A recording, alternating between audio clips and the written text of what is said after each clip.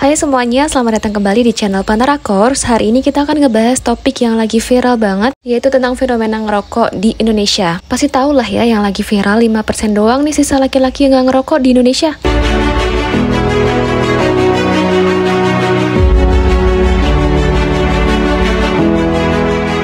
Ingin bimbel dengan belajar materi level basic hingga advance dan bersama chassis lainnya?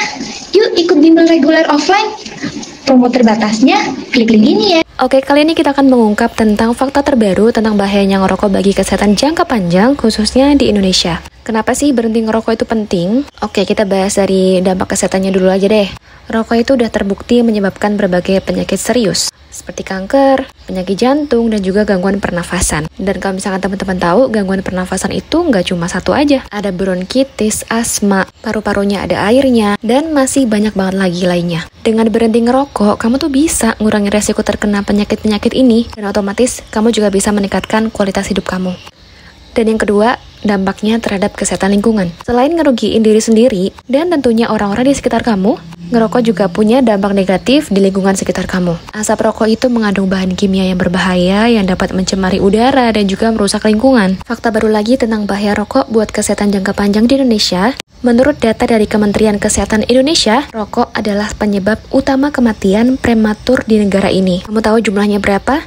Lebih dari 225.000 kematian setiap tahunnya akibat penyakit terkait merokok. Bayi prematur itu apa sih? Kelahiran prematur itu adalah sebuah kejadian di mana persalinan ataupun proses melahirkan terjadi sebelum usia kehamilannya mencapai 37 minggu, dan ini bisa ngebawa dampak serius pada kesehatan bayi. Dan untuk perokok yang sekitarnya masih ada anak kecil ataupun ibu hamil, please kamu bisa simak cerita ini. Beberapa waktu lalu, aku menemukan akun sosial media di mana seorang ibu mencurahkan kesedihannya lewat postingan jagoanku pergi ke surga. Ibu itu kehilangan putranya yang meninggal saat masih berusia 1 bulan setelah divonis mengalami pneumonia.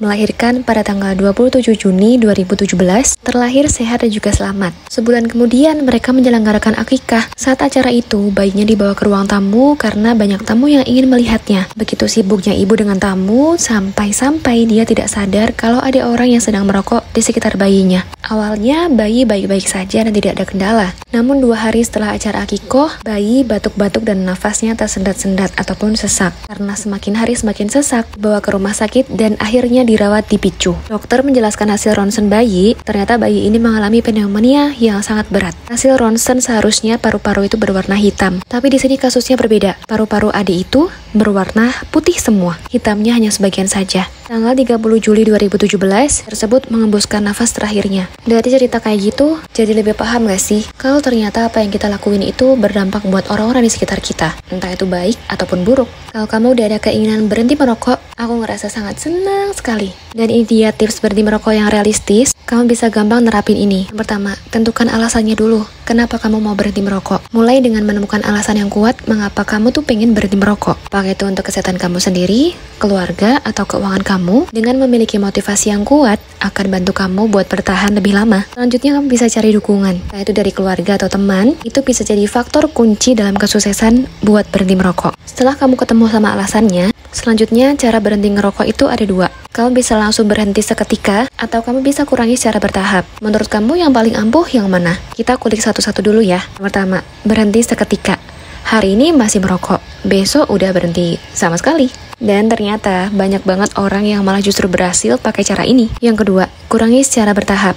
Jumlah rokok yang dihisap setiap hari dikurangi secara berangsur-angsur dengan jumlah yang sama sampai 0 batang pada hari yang sudah kamu tetapkan. Kelihatannya sih gampang ya, tapi bagi perokok aktif, mungkin ini susah banget buat dilakuin. Dan motivasi dan alasan yang kuat, kamu bisa kenali dulu waktu dan juga situasi di mana paling sering ngerokok. Kenapa bisa memutuskan pengen ngerokok di situasi itu? Dan coba alternatif solusi lain selain ngerokok. Selanjutnya, kamu bisa menahan keinginan untuk merokok dengan bilang sama diri sendiri, nanti dululah. Kalau misalkan kamu bisa ngelakuin ini setiap kali kamu pengen ngerokok, tahu-tahu harinya udah mau berakhir aja dan udah mau ganti hari.